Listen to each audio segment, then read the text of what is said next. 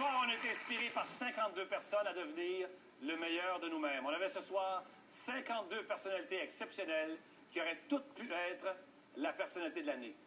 La personnalité de l'année 2013 est, et c'est ironique parce que c'est quelqu'un qui n'a sûrement pas lu la presse durant plusieurs mois, Mylène Paquette.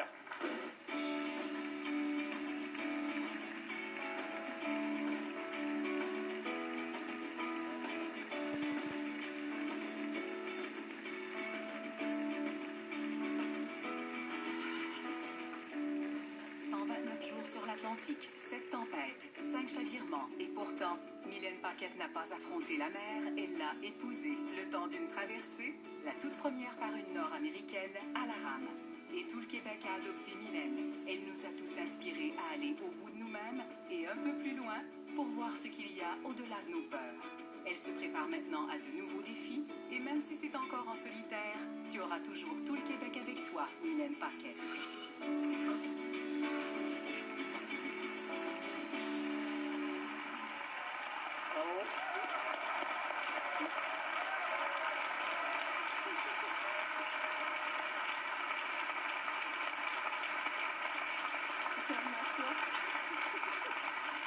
Bon, mais quand je pense que vous, rendu à Terre-Neuve, vous avez fait retourner. Oui. Vous avez sérieusement songé? Oui, puis je m'étais même préparée à dire, bon, ben, je vais communiquer sur cet aspect-là, sur cet aspect-là. Je m'étais préparée mentalement à me donner des excuses, tu sais, pour avoir rebroussé chemin. Oui, puis j'avais même préparé des choses dans mon bateau pour dire, bon, ben ça, l'année prochaine, je vais placer ça, jusqu'à ce que le lendemain matin... En se disant, l'an prochain, je vais recommencer. Ben oui, je rentrais à Saint-Jean-Terre-Neuve à contre-courant, tu sais, je m'en allais, je rentrais à la maison, oui. Puis je me demandais comment j'allais y arriver, par exemple. Mais bon, 24 heures plus tard, mon routeur météo m'a dit, non, c'est pas possible, tu peux pas, tu as du courant contraire. Donc, non, c'est pas possible. Si les courants avaient été favorables, vous auriez probablement... Oui, mais je pense que l'équipe au sol, il faut le préciser, hein, l'équipe au sol, c'est quelque chose, c'est irréalisable sans une équipe comme la mienne. J'ai vraiment été chanceuse d'être accompagnée là, de gens formidables depuis les 5 dernières années. Là, les gens m'ont vraiment accompagnée là-dedans. Puis m'ont aidé sur tout le parcours. Là. Même dans toutes les années de préparation, ça a été très difficile, là, mais surtout là, durant toute la traversée, j'avais une équipe très serrée. Concrètement, là, parce qu'il y a des journées où ça allait pas, il y avait trop de vagues, trop de vent, vous ne ramiez pas. Qu'est-ce qui se passe physiquement? Est-ce que le bateau recule par rapport à l'arrivée? Est-ce qu'il avance?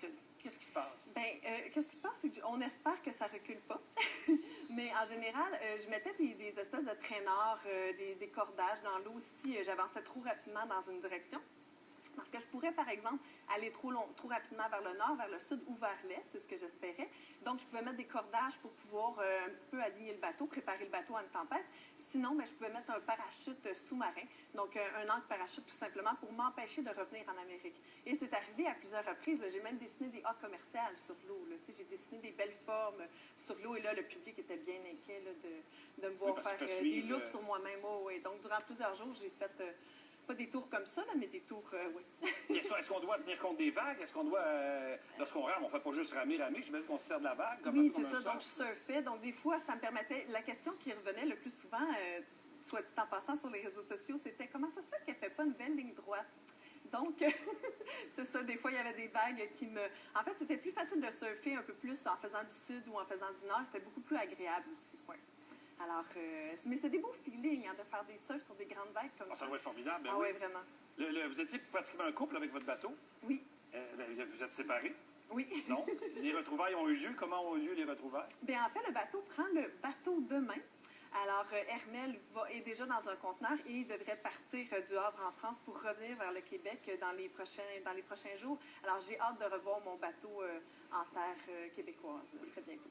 Parce que vous étiez, c'est normal aussi, vous étiez très attaché à votre Oui, vraiment. Puis même, je donnais des entrevues, j'accordais des entrevues à la toute fin, puis on me demandait des fois qu'est-ce que tu vas faire du bateau, et puis j'abaissais mon ton de voix pour pas que le bateau m'entende le trahir, tu sais. Ça veut dire qu'il était temps d'arrêter. Oui. Votre chanson favorite, c'est Kiss the Sky de Shandy. Oui. Qui représente très bien aussi ce que vous avez vécu. Oui, tout à fait. Oui, c'est une chanson qui m'a... C'est drôle, c'est une chanson que j'ai découverte il y a à peu près 4 ou 5 ans. Et puis, je l'écoutais souvent. C'était la seule chanson de cet album-là que j'écoutais. Et puis, c'est une très beau morceau de musique. Et lorsqu'on écoute les paroles, vous auriez pratiquement pu écrire ça avec tout ce que vous avez vécu dans votre bateau. Oui, tout à fait. Oui. on avait envie de vous l'offrir, cette chanson. En fait, Brigitte Boisjoli vous offre donc cette chanson Kiss the Sky Merci beaucoup. de Sean Lee.